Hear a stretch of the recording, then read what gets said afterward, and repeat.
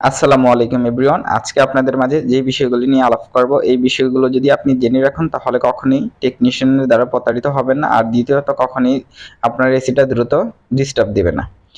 এসির প্রথমত দেখা গেছে যে অনেকেই ইউজ করে, দেখা গেছে যে সঠিক সময় সার্ভিস করে না। দেখা গেছে যে একটা এসি যদি আপনি সবসময় যদি ইউজ করেন বা চালান, সেক্ষেত্রে আপনার এই বিষয়গুলো সবসময় খেয়াল করতে হবে। এসি অন্তত প্রতি বছরে একটা মাস্টার সার্ভিস দিতে হবে। আর দ্বিতীয়ত হচ্ছে যে নরমাল যে সার্ভিসটা আছে, দেখা গেছে যে প্রতি মাসে দেখা গেছে যে ইনডোরে যে ফিল্টার আছে, এই ফিল্টারটা পরিষ্কার করে রাখতে হবে। আর দেখা গেছে যে প্রতি বছর অন্তত আউটডোর ইনডোর একটা মাস্টার সার্ভিস যদি আপনি দেন, তাহলে কখনই দেখা গেছে যে আপনার এসিতে বড় ধরনের কোনো প্রবলেম দেখা দিবে না। আপনারা দেখেন যে এই যে কন্ডেন্সারটা আছে, এই কন্ডেন্সারটা যদি কখনো যদি ময়লা ব্লক হয়ে যায়, সেক্ষেত্রে দেখা গেছে যে আপনার এসিটা অনেক সময় দেখা গেছে কম্প্রেসার হাই প্রেশার করে, হাই প্রেশার করার কারণে দেখা গেছে শর্ট সার্কিটও হতে পারে, অথবা বিস্ফোরণজনিত প্রবলেমও দেখা দিতে পারে। যেমন এই এসিটার যে এই টেকনিশিয়ান দিয়ে কাজ করাতো, টেকনিশিয়ানের একটু ভুলের জন্য দেখা গেছে যে এই কম্প্রেসারটা জ্বলে গেছে। এই কম্প্রেসারটা কেন জ্বলে গেছে আর কি কারণে এই এসিটা প্রবলেম হয়েছে, আজকে আপনাদেরকে পুরোটা দেখাবো। এই এসিটার সাধারণত দেখা গেছে যে আপনার যে কন্ডেন্সারটা আছে, এই কন্ডেন্সারটা দেখা গেছে যে আপনার দেখা গেছে যে অনেক ব্লক হয়ে গিয়েছিল ময়লায়। ময়লা ব্লক হয়ে যাওয়ার পরে এটার ভিতরে যে একটা ফ্যান আছে, এই ফ্যানটায় দেখা গেছে এই করে যে গরম বাতাসটা আছে, এই গরম বাতাসটা সার্কুলেশন করতে পারেনি। তো সার্কুলেশন করতে না পারার কারণে দেখা গেছে যে এসিটা বারবার হাই প্রেশার করতো, বারবার হাই প্রেশার করতো। দেখা গেছে ২ মিনিট চলে চলে ঠান্ডা দিয়ে বন্ধ হয়ে যেত। তো আমার যেই ভাই দেখা গেছে এসিটা ইউজ করে, উনি আসলে যে এটার প্রবলেমটা বোঝেন না, দেখা গেছে অতিরিক্ত গরম পড়েছে, তো সেই ক্ষেত্রে ভাবছে যে একটু চালায় রাখি।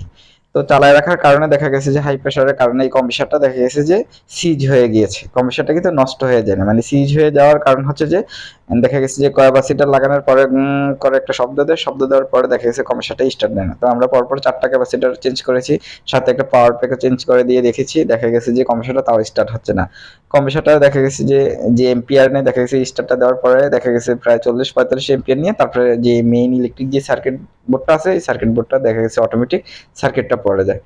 তো আপনারা সাধারণত দেখা গেছে যে নরমাল কোনো টেকনিশিয়ান দ্বারা যদি এসি সার্ভিস করেন, তাহলে এই ধরনের প্রবলেমগুলোতে সবসময় পড়বেন। তো এই ধরনের কাজ থেকে আমি বলবো যে সবসময় আপনারা বিরত থাকবেন।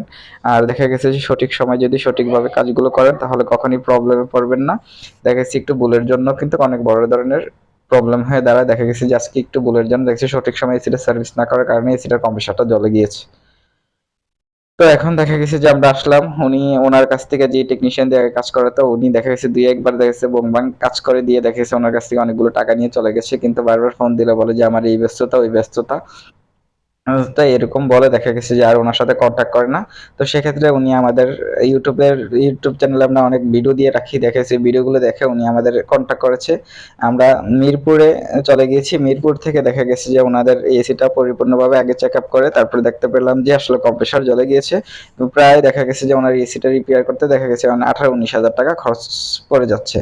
তো উনি যদি একটা ভালো টেকনিশিয়ান দ্বারা দেখা গেছে এসিটা যদি রিপেয়ার করাতো বা এই কাজগুলো যদি সঠিকভাবে করাতো, তাহলে কিন্তু কম্প্রেসারটা সাধারণত সহজে জ্বলতো না। তো একটা এসির কম্প্রেসার দেখা গেছে ৫-৭ বছর কখনোই জ্বলে না, যদি আপনি সঠিকভাবে দেখা গেছে যে রিপেয়ার করেন অথবা সার্ভিস করিয়ে রাখেন এসিটা, তাহলে কখনোই প্রবলেম পড়বে না। তো দেখা গেছে কম্প্রেসারটা সিজ হয়ে যাওয়ার কারণে এটার যে তৈল আছে, এই তৈলটাও দেখা গেছে ইনডোরে উঠে গিয়েছে। তো আমরা দেখা গেছে ওনাকে গ্যারান্টি সহকারে দেখা গেছে ১৮,০০০ টাকা কন্ট্যাক্ট করে ২ টনের যে এসি আছে, আমরা এখন হচ্ছে ওনার কম্প্রেসারটা রিপ্লেস করে দিব।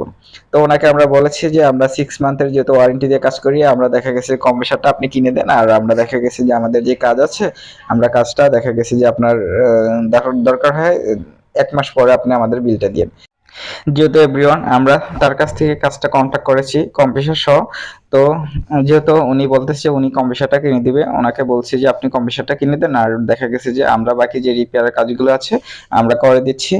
তো দেখা গেছে যে একটা এসি রিপেয়ার করার পর দেখা গেছে ডিস্টার্ব দিলে ২-১ দিনের ভিতরে ডিস্টার্ব দেয়। যদি ২-১ দিন ভালো সার্ভিস দিয়ে থাকে, দেখা গেছে তারপরে দেখা গেছে সাধারণত এসিটার সহজে প্রবলেম দেয় না। আসসালামু আলাইকুম এভরিওয়ান, আজকে এতটুকু পর্যন্ত। আল্লাহ হাফেজ।